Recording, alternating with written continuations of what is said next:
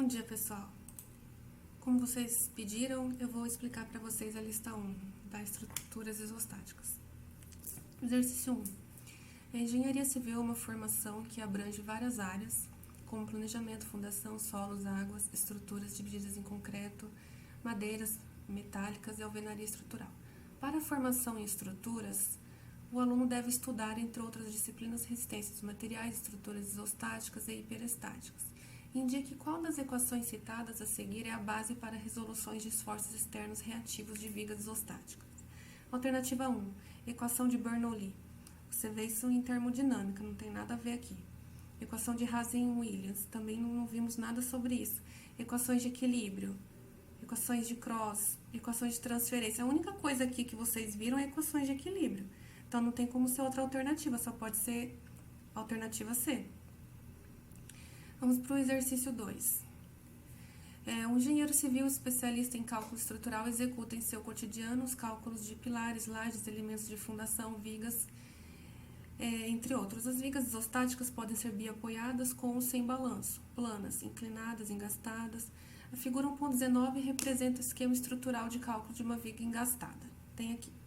Indique a alternativa que apresenta um momento fletor correto que ocorre no engaste E.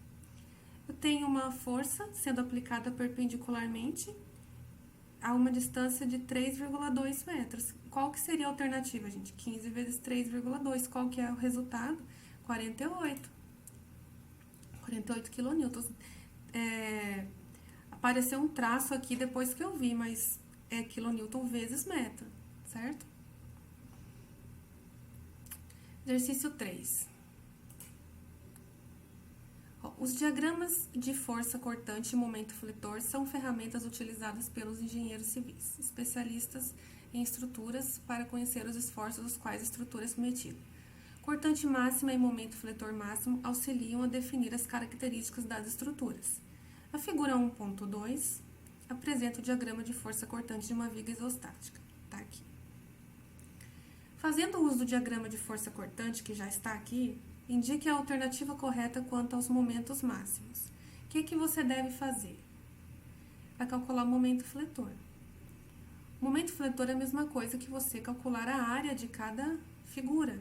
Então, aqui calculamos a área de cada figura.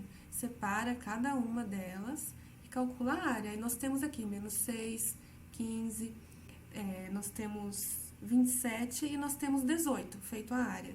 Aí nós vamos calcular descobrir qual que seria o momento máximo. O que nós vamos fazer? Nós vamos fazer o seguinte, nós vamos fazer aquele momento acumulado. Na primeira figura é 6, então fica 6. Aí você vai observar aqui que tá um 6, menos 6, né? Menos 6, esqueci do menos aqui. Aí vou para a segunda figura, eu vou fazer o menos 6, que é esse menos 6 aqui, e eu vou somar com o 15 da segunda figura. Então, menos 6 mais 15 é 9.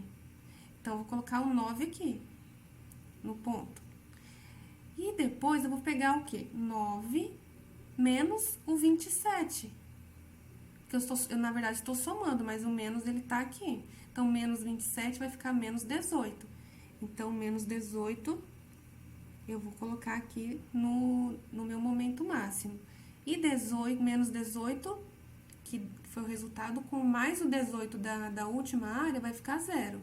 Então, porque aqui seria no 0 mesmo. Então, ficou o quê? O que seria o momento máximo? Eu vou ter o quê? Eu vou ter o menos 18 e eu vou ter o mais 9. Qual que é a alternativa? É a letra A. Vamos para a seção 1.2. A seção 1.2, o exercício ele é cumulativo, ele vai perguntando coisas em cima do mesmo exercício. Exercício 1. Estruturas isostáticas inclinadas são muito usuais em escadas, rampas, passarelas urbanas. Para o dimensionamento dessas estruturas, usamos os mesmos conceitos aplicados no dimensionamento de estruturas planas, com o diferencial de considerar os eixos x e y rotacionados. Dada a estrutura, essa figura 1.34, calcule a componente da força perpendicular à barra da estrutura. Então, vamos olhar aqui. Aqui coloquei o desenho da figura.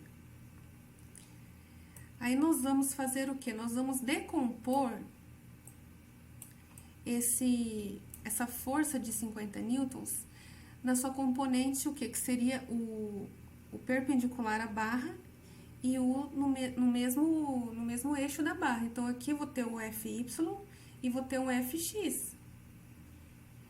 Se você decompor o seu ângulo de 30 graus aqui, você vai ter um 30 graus exatamente aqui. Portanto, você vai saber o quê? Que o seu Fy é igual a F cosseno de 30 e o seu Fx é F seno de 30. Cosseno de 30, né? Raiz de 3 sobre 2 vezes 50, 43,3, né? Aproximadamente. Então, aqui já dá a resposta do exercício 1, que é o quê? 43,3, que é a letra E. Letra D, 43,3. Exercício 2. Mesma coisa aqui, vamos ver o que ele pergunta. Ele pede para calcular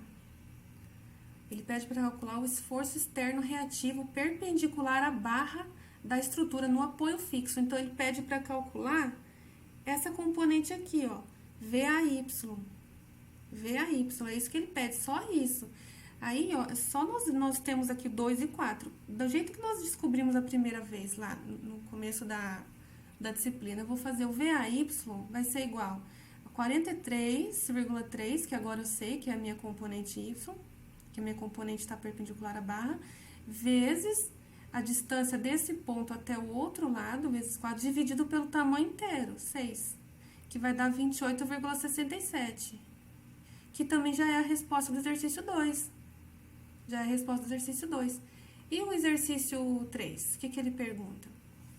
Ele pergunta para calcular a força cortante e o momento máximo da viga. O que eu vou fazer? Eu calculo da mesma forma o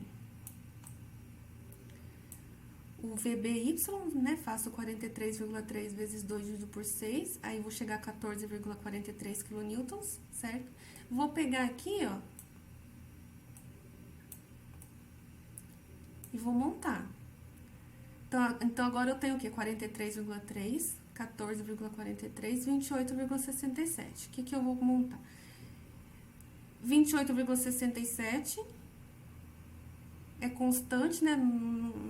A situação aqui não foi falado se era carga distribuída, né? Então, foi carga concentrada, então, vou considerar aqui constante, 28,67. E por 14,43, que é a outra força que eu tenho até chegar aonde foi a aplicação da primeira força aqui.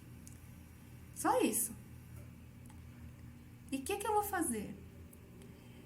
Qual que era a maior força cortante? Era 28, né? 28,67 vezes 2, 57,34, que é o quê? O momento. Não perguntou qual que era o momento máximo e o momento fletor máximo e força cortante máxima?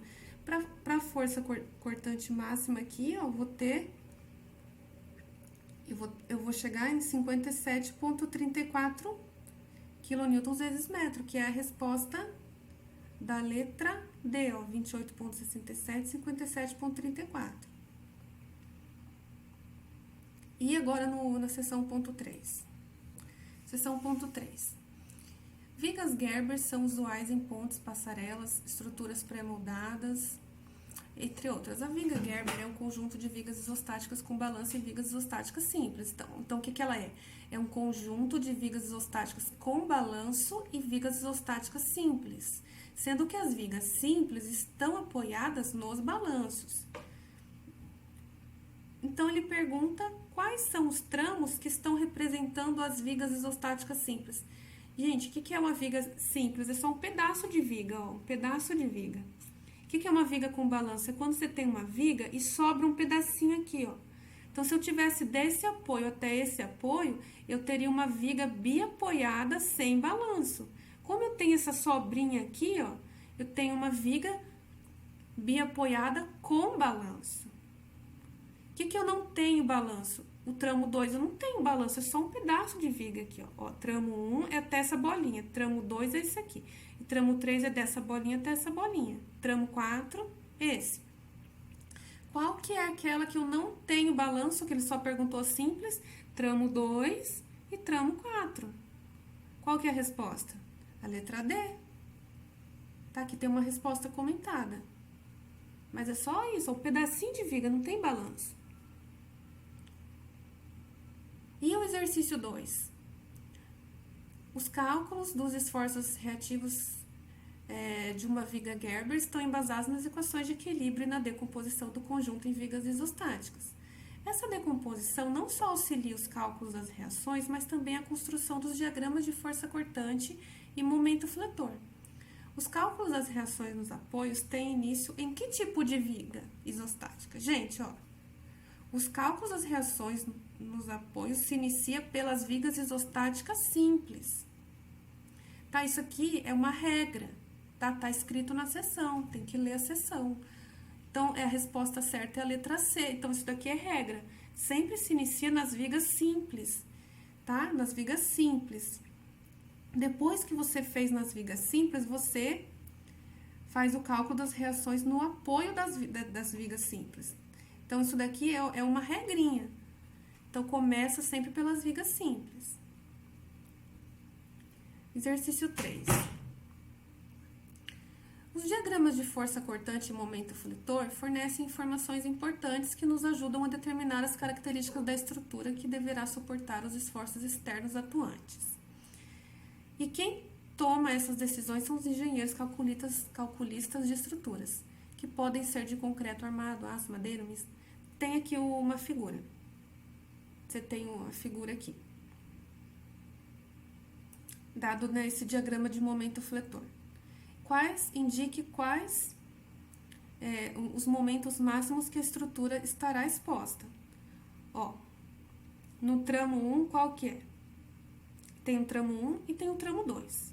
No tramo 1, o máximo é o quê? 12. Então, só pode ser o 12, né? Qual que é o máximo momento do tramo 2, no caso aqui? Eu vou ter o menos 17 e vou ter o mais 10. Qual a resposta certa, então? Letra A. Também não tem que fazer continha, gente. E é isso a explicação da lista 1.